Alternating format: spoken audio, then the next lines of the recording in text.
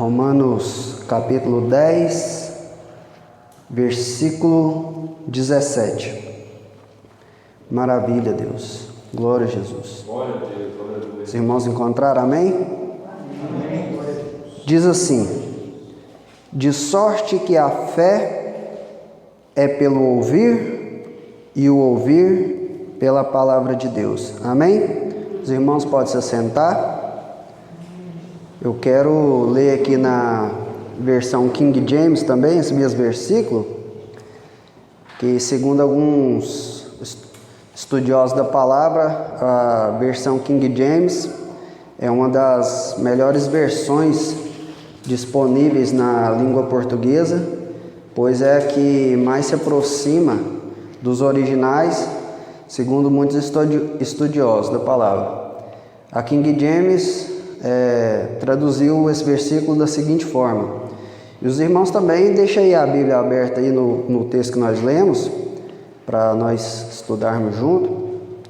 Vou fazer uma introdução, depois vou voltar nele aí. A King James traduziu da seguinte forma: como consequência, a fé vem pelo ouvir as boas novas, e as boas novas vêm pela palavra de Cristo. Nós estamos num culto de ensino da palavra do Senhor. A nossa igreja está estudando nesse mês de fevereiro sobre a prática da leitura. E, sem dúvida nenhuma, o livro de Romanos, nos últimos séculos, tem sido o livro mais lido pelos estudiosos da palavra do Senhor, pelos teólogos, pelos aqueles que têm grande prazer de descobrir os tesouros que contém na palavra do Senhor. Um estudioso do século XX, um conhecido expositor britânico, por nome de Martyn Lloyd-Jones, durante todas as sextas-feiras, num período de 13 anos consecutivos, ele pregou sobre o livro de Romanos. Imagina só, 13 anos, toda sexta-feira, estudando sobre o livro de Romanos. A sua obra foi compilada e ela foi dividida em 14 volumes, 14 livros, e está aí, tem nas livrarias aí para você comprar, de sorte que tantos grandes homens de Deus se debruçaram sobre o livro de Romanos. E para a gente entender melhor porque Romanos é um dos livros mais lidos, pelos teólogos, pelos estudiosos da Bíblia, a gente tem que voltar um pouquinho na história. E eu quero voltar lá em Atos 2, quando a igreja foi oficialmente fundada, em Atos 2, com a descida do Espírito Santo em Pentecostes. A igreja foi ali oficialmente fundada, e ali aqueles cristãos cheios do Espírito Santo começaram a sair pelas ruas, pregar o Evangelho, curar pessoas, fazer sinais e maravilhas no nome de Cristo. E como as pessoas viam aqueles recém-convertidos ao cristianismo, cheios do Espírito Santo, eu fico imaginando, irmão Edson, aquelas pessoas que olhavam ali o ex-endemoniado gadareno, começavam a olhar pessoas simples como Pedro e João, homens indoutos, iletrados, semi-analfabetos, pregando com ousadia, curando, fazendo sinais, e a igreja começou a crescer muito nessa época. E junto com o crescimento da igreja, o crescimento do poder, levantou-se uma grande perseguição aos cristãos da época. E a história vai contar que muitos desses cristãos dos primeiros séculos foram decapitados, crucificados, A história vai contar que os primeiros cristãos, muitos deles foram feitos de tochas humanas pelo governo que perseguia eles, queimados vivos. E a perseguição era tão grande que alguns historiadores dizem que para que eles tentassem acuar, oprimir os novos possíveis servos do Senhor, a história vai dizer que eles derretiam chumbo e derramavam dentro do ouvido dos crentes, torturando eles até a morte, pensando os governantes da época que quando aquelas outras pessoas que estivessem pensando em se tornar um cristão, eles recuariam. E interessante que quanto mais eles perseguiam, mais a igreja crescia. Quanto mais eles matavam os crentes, mais crentes apareciam. E se cumpria nele a escritura que diz que quando a semente cai e morre, ela pode sim frutificar. E a perseguição era tanta, e mesmo assim não estava funcionando os planos do diabo, os planos do inimigo. A igreja crescia. Então, por volta do 3º século, eles mudaram a estratégia. Falou assim: não, vamos fazer o seguinte. Chegou na liderança, a liderança política de Roma chegou na liderança da igreja e diz o seguinte: vamos fazer o seguinte, cristianismo é nota 10, a partir de agora o cristianismo vai ser a religião oficial aqui de Roma, certinho? E eu acredito que os líderes ali falaram assim: é de Deus, né? Agora nossos filhos param de morrer, agora nós paramos de morrer. E houve uma união entre a igreja e o Estado. A igreja, que era conhecida como igreja católica apostólica, porque o termo igreja é tirados para fora, o termo católica universal, ou seja, a igreja universal tem vários lugares da terra, em todos os lugares da terra, e apostólica porque ela era fundamentada na doutrina dos apóstolos. Agora ela passa a se chamar Igreja Católica Apostólica Romana. E junto com essa união de Estado e Igreja, o que aconteceu? Entrou toda sorte de heresias e pecados. Os cargos, as lideranças da igreja, os bispos, eram feitos não mais através de jejum e oração, como foi o caso de Paulo e Barnabé na sua primeira viagem missionária, mas as indicações para as lideranças das igrejas eram indicações políticas. E ali, quando isso começou a acontecer, vocês sabem que a política ela sempre foi muito ligada ao dinheiro, e eles pegaram e tiveram uma ideia: vamos ganhar dinheiro comercializando a fé. E ali naquela época, quando você lê o livro de Atos, o livro de Éfeso, você vai ver que naquela região ali eles ganhavam muito dinheiro com idolatria. Tinha os deuses romanos, Júpiter, Plutão, Saturno, entre outros.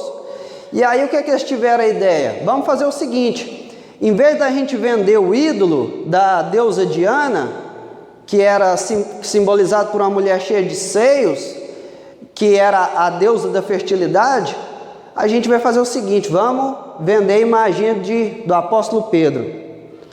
Em vez da gente vender a imagem ali do deus Baco, que era o deus do vinho, vamos vender a imagem de Maria, mãe de Jesus. E começou a entrar muita heresia, muitas coisas erradas ali, e isso durou por muitos anos, até por volta do século XVI, quando Deus levantou Martim Lutero para afixar na porta de uma das igrejas as 95 teses, refutando toda sorte de heresias da Igreja Católica. E essas 95 teses foram divididas em 5 solas, 5 pontos. Primeiro ponto, só a fé. Segundo ponto, só a Escritura. Terceiro ponto, só Cristo. Quarto ponto, só a graça. E o quinto ponto, só Deus a glória. E ali, uma das coisas que mais impulsionou Martinho Lutero e os demais reformadores a fazer essa reforma foi o livro de Romanos. O livro de Romanos foi o livro que Deus usou para despertar Lutero e os demais reformadores. Por que o livro de Romanos? Porque o livro de Romanos, ele tem muita quantidade, né, de versículos ligados à soteriologia, que é o estudo que ensina como se aplica na prática a salvação. E eles começavam a olhar, na Bíblia falava, o justo viverá pela fé. Aí eles falavam assim, mas aqui está falando aqui que indulgência traz salvação. E ali eles começaram a olhar aquilo ali, e eles começaram a debruçar sobre os livros da Bíblia, principalmente o livro de Romanos, e eles conseguiram refutar as heresias então pregadas. Mas quando a gente vai estudar a Bíblia, propriamente dizendo, a gente vai entender que Paulo escreveu esses grandes conteúdos ligados à salvação aqui nesse livro, por quê? As igrejas da época era formada por judeus convertidos ao cristianismo e gentios, que eram as demais nações. E os judeus, eles confiavam em dois pilares para a salvação. O primeiro pilar que eles confiavam para a salvação era o cumprimento da lei. Você pensava assim, não, o primeiro pilar é esse. E o segundo pilar que eles confiavam para a salvação era a genealogia. Então Paulo vai escrever para aquela igreja ali explicando que nenhuma coisa, ou seja, nem o cumprimento da lei e nem a genealogia poderiam levar eles à salvação, mas eles seriam salvos pela graça, né? E pela fé em Cristo Jesus. E ali Paulo começa a refutar esses argumentos deles, e você vai ver que quando se trata ali do cumprimento da lei, ele escreve ali em Romanos capítulo 3, versículo 20 o seguinte: ninguém pode ser declarado justo confiando na obediência da lei. Por quê? Porque ninguém consegue cumprir a lei totalmente. Não tem como. Nós não conseguimos. Quem que consegue amar a esposa como Cristo amou a igreja? Não dá conta. Quem que consegue amar a Deus acima de todas as coisas? É fácil aqui, mas quando as circunstâncias vêm, a gente abala. E seja num ou no outro mandamento, a gente vai tropeçar. Por isso Paulo pega e fala para eles que ninguém pode ser declarado justo confiando na lei. E tem dois motivos, né, principais, que é isso, que o primeiro motivo eu já falei, que é porque ninguém consegue cumprir a lei na íntegra. Se fosse assim, Cristo não precisaria vir, porque a pessoa mesmo se salvaria. E o segundo motivo, porque Hebreus 7,12 diz o seguinte: aonde há mudança de sacerdócio, a mudança de lei. Eles estavam querendo cumprir a lei de Moisés, mas hoje nós precisamos cumprir a lei de Cristo. A lei de Moisés era baseada no sacerdócio levítico, e a nossa lei é baseada no sacerdócio de Cristo, que é segundo a ordem de Melquisedeque. Por isso, Jesus disse no final de um dos evangelhos o seguinte: ide, fazer discípulos de todas as nações, batizando-os em nome do Pai, do Filho e do Espírito Santo, ensinando eles a guardar tudo o que eu tenho ensinado. Por isso que quando no Sermão da Montanha, no capítulo 5, Jesus olhava para eles e falava assim: viste o que foi dito? Eu, porém, vos digo. Então, Paulo já começa ali mostrando para aqueles romanos, aqueles judeus que estavam ali em Roma, que eles não poderiam confiar no seu primeiro pilar, que era pensando que poderia cumprir a lei. Ele já a partir do... Eu peguei apenas o capítulo 3, versículo 20, mas em toda a carta ele vai elaborando essa ideia. E o segundo pilar que eles confiavam, que era a genealogia, no capítulo 3, versículo 24 de Romanos, Paulo faz alusão ali de um dos salmos e diz o seguinte, porque eles confiavam assim que eles eram descendentes de Abraão, eles estavam salvos. Aí Paulo no capítulo 3, versículo 24, ele fala assim, todos pecaram e destituídos estão da glória de Deus. Eu me lembro, quando eu leio esse versículo, aquela passagem lá em Mateus capítulo 3, João Batista, ele estava ali batizando, e ele viu que muitos judeus, muitos fariseus e saduceus vinham ao batismo, e aí ele começa a exortar aquele pessoal ali, e chega ali num certo ponto, ele diz o seguinte, não venha me dizer que tendes por pai a Abraão, porque eu vos afirmo que dessas pedras Deus pode suscitar filhos de Abraão. Aplicando nos dias de hoje, não é porque a irmã Catarina é crente, salva, que isso garante a salvação para os filhos, para os netos dela. E os judeus confiavam o seguinte, eu sou filho de Abraão, vamos usar uma linguagem de hoje aqui, então eu estou suave, estou tranquilo. E Paulo começa a explicar, todos pecaram e destituídos estão da glória de Deus. E aí Paulo vai tratando ali, ensinando para eles, chega lá no capítulo 9 de Romanos, versículo 8, Paulo vai explicar para eles que não são os filhos segundo a carne que são filhos de Deus, mas são os filhos da promessa. E aí ele vai fazer um paralelo ali entre Isaac e Ismael, e vai mostrar porque eles, como os judeus confiavam na genealogia, ou seja, confiavam na carne, ele vai falar o seguinte, Ismael também era filho de Abraão, mas ele não foi contado como descendência. Por quê? Porque ele foi gerado segundo a carne. O que Abraão fez?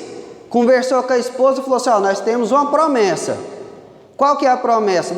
Vou ser pai de multidões, mas não está acontecendo, vamos dar um jeitinho aqui, vamos fazer do nosso jeito. E aí ele foi lá, coabitou com a sua concubina e gerou Isaac. Isaac não era filho de Abraão? Era filho de Abraão, porém ele não foi contado como descendência, porque ele não foi gerado segundo a promessa. E o povo que estava lendo essa carta aqui aos romanos, eles entendiam muito disso aqui, os judeus. E aí Paulo está mostrando para eles o seguinte, você não vem confiar que você está salvo, porque você é da descendência de Abraão, não. Os ismaelitas também são descendência de Abraão, também são filhos de Abraão, e nem por isso eles são salvos. Isso não garante nada. Aí quando a gente vai observar a tipologia bíblica, Isaac significa o quê? Fé na promessa. Que é igual para nós hoje, igual nós não temos uma promessa, dentre tantas as promessas, João 3,16, porque Deus amou o Filho de tal maneira que deu o seu Filho unigênito para todo aquele que nele crê, não pereça, mas tenha vida eterna. Não importa se é judeu ou se é gentil, a promessa está baseada segundo a fé. E aí Paulo vem estabelecendo aqui uns padrões para a salvação, que a salvação é mediante a fé. E aí ele mostra que Isaac era um filho gerado segundo a promessa, ou seja, segundo a fé. E ele vai mostrar que Ismael, não. E ele vai fazer esse mesmo paralelo entre Jacó e Esaú. Porque nós vamos ser salvos não mediante nossas obras meritórias, mas nós vamos ser salvos pela fé. E aí ele vem desenvolvendo, esse ensinamento, como funciona a salvação. E aí ele chega no capítulo 10, versículo 17, a qual nós lemos. Eu quero repetir aqui o versículo na versão King James, e aí ele vai dizer o seguinte, aqui só para os irmãos entenderem melhor, no capítulo 10, ele começa aqui a partir do versículo 11, do versículo 12, dizendo o seguinte, porquanto não há diferença entre judeu e grego, porque um mesmo é o Senhor de todos, rico para com todos que invocam. Aí, no versículo 14, ele vai ler aquele texto muito conhecido dos antigos congressos de missão. Ele fala assim: como pois ouvirão, como pois invocarão aquele a quem não creram? E como crerão naquele de quem não ouviram? E como ouvirão se não há quem pregue? Por que Paulo está dizendo isso? Porque se você for estudar aqui, o versículo está falando o seguinte, que a salvação vem pela fé. E pela fé na palavra de Deus. E que para a pessoa ser salva, ela tem que ouvir a palavra de Deus. E que para a pessoa ser salva, ela tem que entender pelo Espírito Santo a palavra de Deus. E automaticamente, através da palavra de Deus e a ação do Espírito Santo, a pessoa vai ter um novo nascimento. Que ela é lavada pela palavra e convencida pelo Espírito Santo. Aí ele vai mostrar aqui no versículo 17, o texto que nós lemos, ele vai falar assim: como consequência, a fé vem pelo ouvir as boas novas. Quais são essas boas novas? As boas novas é que nós estávamos perdidos. As boas novas é que tanto os judeus daquela época não conseguiriam nunca ser salvos através das suas obras, como nós também nunca conseguiremos ser salvos através das nossas obras. Mas tem uma boa notícia: Cristo cumpriu essas obras por nós. Aleluias! E através da fé em Cristo Jesus, nós podemos, unidos nele, empoderado pelo Espírito Santo, reproduzir, aleluias, os passos que ele fez.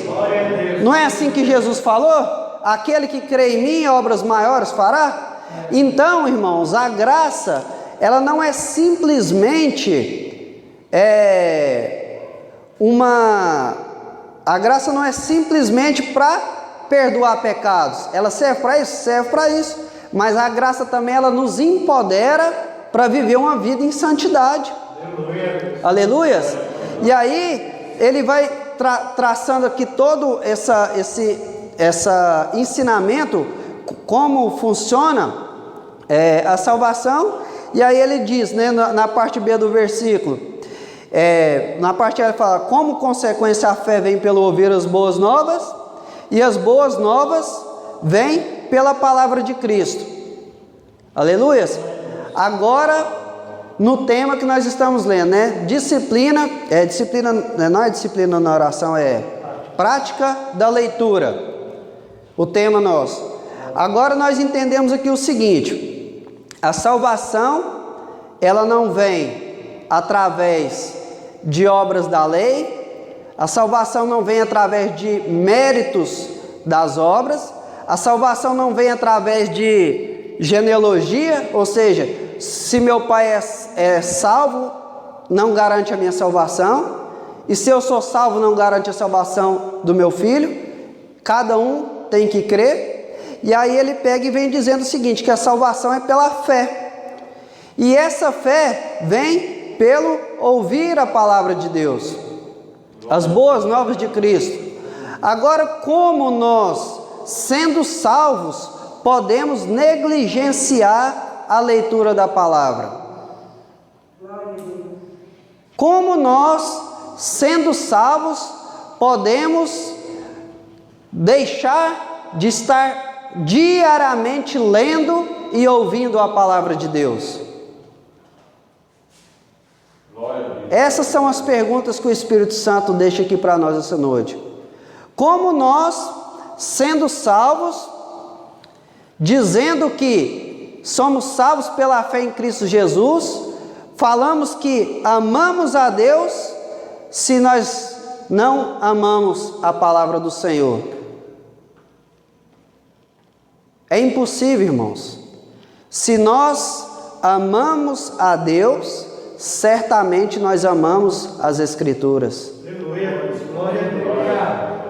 Não podemos ter tempo para pescaria, ter tempo para televisão, ter tempo para família, ter tempo para trabalho, ter tempo para descanso, ter tempo para lazer e não tirar tempo para a palavra. A palavra, irmãos, é aquela que nos orienta. A palavra é comparada com o pão. Esses tempos atrás circulou aí nas redes sociais um texto que contava a seguinte história. Uma pessoa perguntou para um servo de Deus fez a seguinte pergunta: há quantos anos você vai na igreja? Aí ela falou assim: há 20 anos. Ele falou assim: e você lembra desses 20 anos, os cultos que você foi, você lembra todas as pregações? Aquela pessoa falou assim: não, eu lembro alguma outra. Aí ela falou assim: o que está adiantando então você ir na igreja se você não lembra? Aí esse crente falou assim para a pessoa que estava perguntando: nesses 20 anos você se alimentou todo dia? Alimentei. A pessoa respondeu: e você lembra o que você comeu todos os dias nesses 20 anos? 20 anos? No café da manhã, no almoço, no lanche, na janta? Não, não lembro não. Mas se você não tivesse comido esses 20 anos, você estaria vivo aqui? Ele falou assim: realmente. Então, irmãos, a fé vem pelo ouvir. Acontece comigo direto. E eu acredito que acontece com vocês. A gente vem na igreja e começa a ouvir uma pregação, aí a gente sai animado. Pelo menos comigo é assim, de madrugada eu vou orar, vou começar um propósito novo amanhã e tal, você anima, mas daqui a pouco a gente já dá uma esfriada. Mas aí é necessário a gente ouvir outra mensagem, outra pregação, ler outro texto, aí você anima de novo. Não foi assim com o profeta Elias? Quando ele estava ali deitado, desanimado da vida, Deus mandou um anjo e falou assim, deixou para ele lá pão e água. Pão é o que? A palavra. Água é o que? O Espírito Santo. E ali com a força daquela comida ele caminhou 40 dias. Aleluias. E assim é nós. Às vezes eu fico olhando assim nesses poucos anos de caminhada cristã que eu tenho, eu fico olhando assim as coisas. Eu lembro que eu trabalhei num lugar e tinha uma senhora ali crente há muitos anos, um marido ímpio. E ali tinha uma outra pessoa ali no serviço ali que dizia ser crente, mas assim, o proceder era um proceder diferente que a Bíblia ensina. E essa senhora que estava ali, estava passando muito problema no casamento, porque o marido ímpio, e ali ela começou a ouvir conselhos de uma jovem que trabalhava ali, que se dizia uma jovem cristã, e a jovem falando para ela, às vezes eu passava e ouvia, faz isso, faz aquilo, faz isso. E aquela senhora cristã começou a ouvir aqueles conselhos dela, né, que ela dizia que ia melhorar o casamento dela. Quase que fez a senhora que trabalhava lá tomar uma surra do marido, porque na hora que ela começou lá a querer fazer aquilo que a jovem estava aconselhando ela, o marido falou assim, onde você está aprendendo isso? Já pensou que ela já estava traindo ele. Por que eu estou dizendo isso? Às vezes a pessoa está com um problema no casamento, em vez de ir para a palavra, escutar uma boa pregação, tem tantos bons pregadores, escutar uma boa pregação sobre aquele assunto, a pessoa vai pedir conselho para o ímpio no serviço. Às vezes a pessoa está com problema, com dificuldade de criar os filhos, em vez dela ir para a palavra, pega lá a palavra filhos e vai lá e começa a olhar nas concordâncias bíblicas, ou escuta bons ensinadores sobre o assunto. Aí o que a pessoa faz? Vai no psicólogo. Não estou falando que o psicólogo não pode ajudar, mas às vezes o psicólogo é ímpio, e às vezes ele vai trazer ensinamentos ali que em vez de ajudar, vai piorar, porque a psicologia ela é uma ciência humana, e a ciência humana é falível, mesmo que em alguma hora ou outra pode ajudar, mas ela é falível, sendo que nós podemos beber na própria fonte. Não foi o que Deus falou através do profeta Jeremias para o povo de Israel? Vocês me abandonaram a mim, manancial de águas vivas, para cavar para vocês cisternas rotas que não retêm água? E às vezes nós deixamos de beber aqui na fonte, aleluias. para ir beber lama em outros lugares. Às vezes nós deixamos de meditar aqui na fonte para assistir coisas que não edificam, que não vai levar a gente para lugar nenhum. Então, irmãos, se nós que batemos no peito e falamos que somos salvos pela fé, se nós não valorizarmos as Escrituras, meus irmãos, nós estamos correndo o risco de estar enganados, assim como aqueles cristãos dos primeiros séculos ali. Eles confiavam na sua linhagem familiar. E às vezes tem pessoa que pensa, minha família é tudo crente. Eles confiavam nas suas obras meritórias. E às vezes a gente pensa, como aquele fariseu da parábola, né?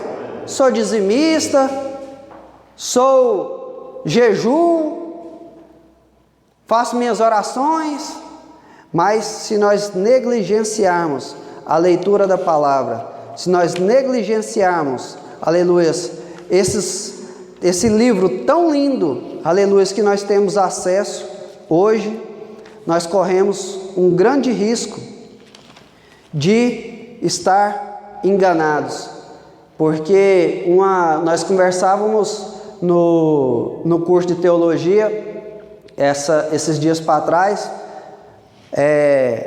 o irmão Anderson, um dos professores lá, ele lembra, nós conversávamos lá o seguinte: uma das estratégias do diabo são usar meias verdades para enganar os servos de Deus.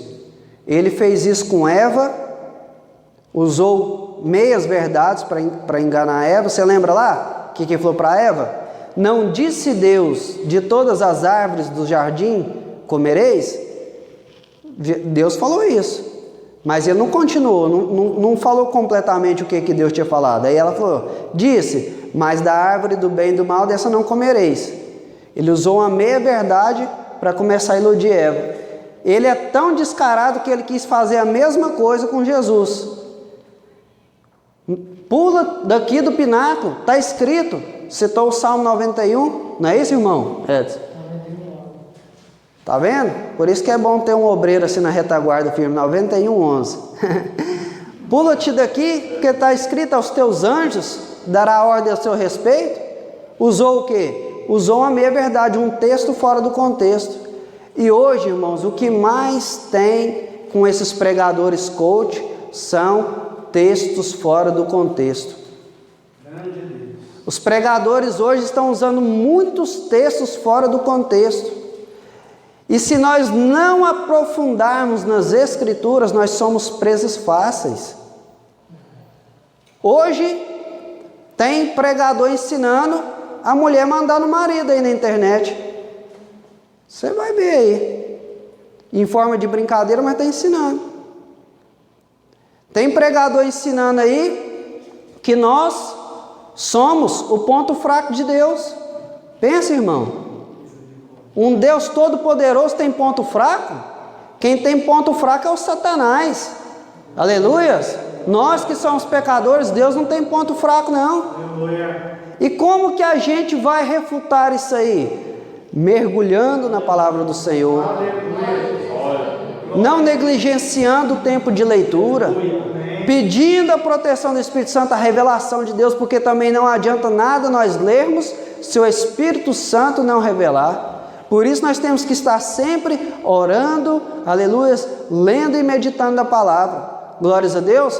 Quero deixar apenas isso aqui para os irmãos meditarem e busquem, irmão, na palavra. Essa palavra aqui é para todos nós. Nós precisamos todo o tempo. Eu converso muito com os pastores, amigos meus, e nós nunca vivemos num tempo tão difícil como esse de pregar a palavra. Porque todo mundo sabe um pouquinho da palavra. E aí, se você vai lá e fala alguma coisa, a pessoa já vem questionando. Não é assim, irmão? Você fala alguma coisa, a pessoa já vem, ele já quer questionar. E se você não tiver alicerçado, você acaba indo, acaba caindo. Então, eu quero aqui agradecer a Deus por essa oportunidade. agradecer aqui o evangelista Anso, pastor Anso aqui dessa congregação pelo convite, e que no mais o Espírito Santo fale no coração de cada um dos irmãos, amém? Amém. Glória a Deus. Amém, graças a Deus. Palavra abençoada, né? Amém.